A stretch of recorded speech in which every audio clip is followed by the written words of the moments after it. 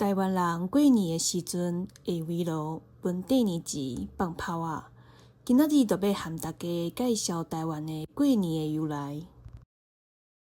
捌学过中文的人，应该有听过放炮仔甲年兽赶走的故事。毋过，这个故事并毋是台湾的过年的由来，是中国的。顶猴才是台湾过年的由来。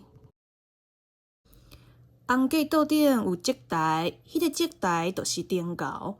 顶猴逐工举动坏坏的六烛，看到台湾人拢准备真侪祭品，互别的神明，煞无准备家己的，所以真生气。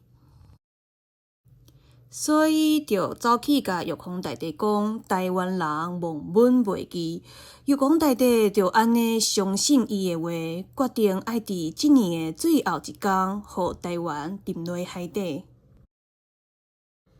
台湾人听到即个消息了后，知影无救啊，所以12月24，甲别的神明送去天顶，这就是送神的由来。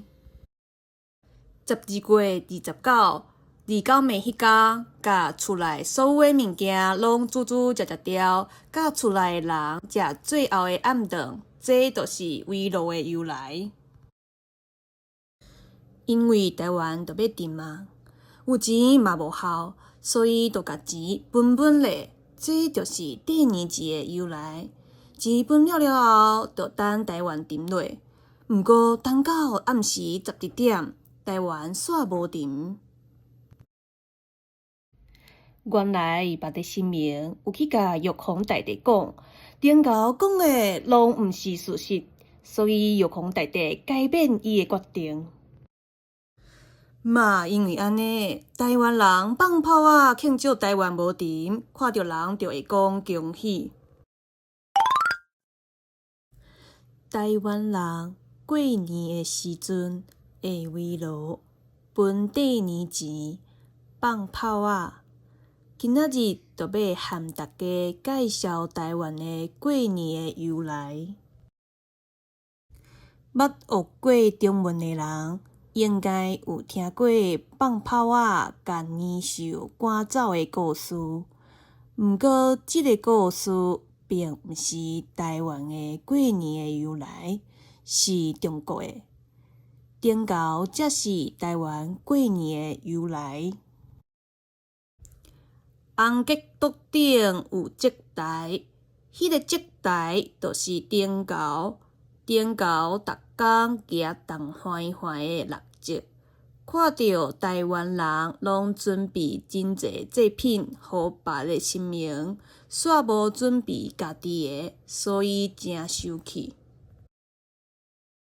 所以就走去甲玉皇大帝讲，台湾人忘本袂记。玉皇大帝就安尼相信伊的话，决定爱伫即年的最后一天，互台湾沉落海底。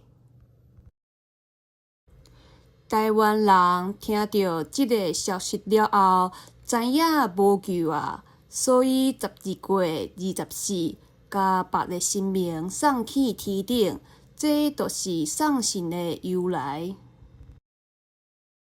12月29，二九暝迄天，甲厝内所有的物件拢煮食掉，甲厝内的人食最后的暗顿，这就是围炉的由来。因为台湾就要沉嘛，有钱嘛无效，所以就甲钱分分咧，这就是第二钱的由来。钱分了后，就等台湾沉落。毋过等到暗时11点，台湾煞无沉。